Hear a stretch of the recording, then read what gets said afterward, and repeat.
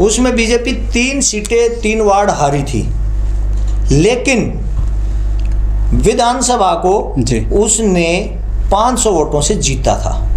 एक वार्ड जीतने के बाद भी 500 वोटों से विधानसभा बीजेपी ने जीती थी जी।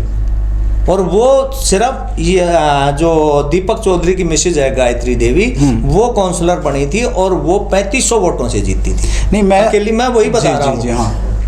तब जब भी जीती, लोकसभा में भी जीती और अब विधानसभा में भी, क्योंकि देवेंद्र यादव ने यहाँ से बहुत बढ़िया इलेक्शन लड़ा है। देवेंद्र यादव के और अजयेश यादव का वोट बैंक लगभग एक है, दोनों लगभग बराबर हैं, तो उसका फायदा दीपक चौधरी को होता दिखाई दे रहा है। आप क्या मानते हैं रणवीर जी, ये जो दिख रहा हमको यहाँ पर फाइट देवेंद्र यादव और दीपक चौधरी के बीच में, लग रहा है कि बाजी मार जाएंगे दीपक चौधरी? 100% बिल्कुल। अभी आप थोड़ी देर में देख लेना, अभी फाइनल आंकड़े आएंगे तो मैं आपसे चर्चा करूंगा। फिलहाल ऑल सिनेरियो क्या लग रहा है आपको इस सीट पर? अगर अजयेश यादव पिछड़ रहे हैं तीसरे नंबर पर सत्ताधारी पार्टी के विधायक, तो इसका क्या मतलब समझा जाए? कहाँ पिछड़ गए, कहाँ कमी? इसके टॉप लीडर हार चुके हैं आप पार्टी के, तो ये तो सिनेरियो चल रहा है, हर जगह हार अपना जो है ना परचम लहरा रही है इनके लिए।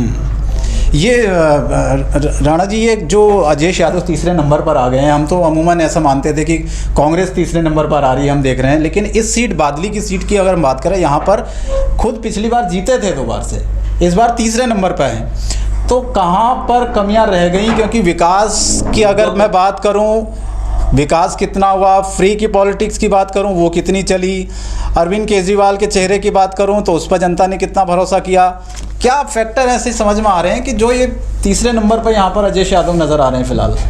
सबसे बड़ा फैक्टर तो है देवेंद्र यादव।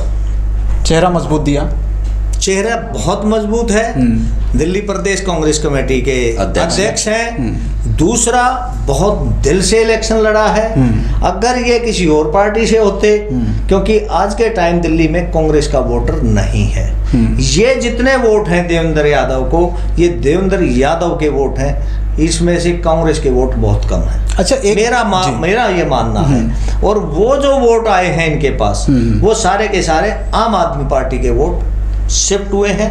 ये किधर, बीजेपी में शिफ्ट हुए या कांग्रेस? दोनों तरफ आप कह रहे हैं? दोनों। कांग्रेस को जो वोट गए, कांग्रेस पिछली बार 20,000 के आसपास से नीचे ही थी, उस बार भी नहीं, मैं ये समझना चाह रहा हूँ कि जो कांग्रेस का वोटर था वो 2015-20 में आम आदमी पार्टी में शिफ्ट हुआ, इस बार वो वोटर किधर वापस देवेंद्र पर गया है? बीजेपी की तरफ भी कुछ आया, बीजेपी की तरफ ज्यादा गया है, देवेंद्र यादव की तरफ भी गया है। देवेंद्र यादव को मैं अब भी मानता हूँ कि तीसरे स्थान पे जाएंगे, रहेंगे तीसरे स्थान पे, लेकिन पहले दूसरे पर ही है। टक्कर तो दूसरे तीसरे चल रही है यहाँ पे। मैं क्या कह रहा हूँ, ये तो दूसरे और तीसरे के लिए टक्कर चल रही है ना, दूसरे तीसरे के लिए। हाँ, तो पहले नंबर पर तो देवेंद्र यादव ही तीसरे नंबर पे जाएंगे, तीसरे पे। हाँ, अजयेश यादव मतलब आप कह रहे हैं कि बिल्कुल